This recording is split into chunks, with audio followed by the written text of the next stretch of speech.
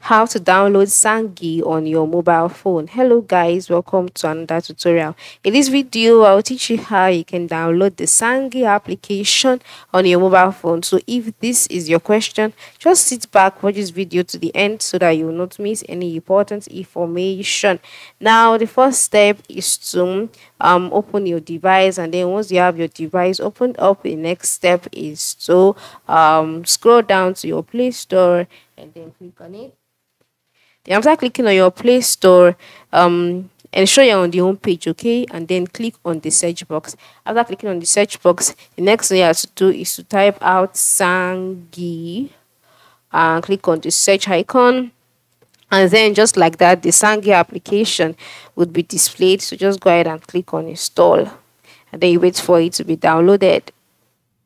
So once you have it downloaded, you can see that the install button will be changed to open automatically. That shows that it has been downloaded. So you can just click on open in order to open up the app, and then you can go ahead and create an account and you're good to go. So this is how you can download the Zangi app on your device. Thanks for watching and have a good day.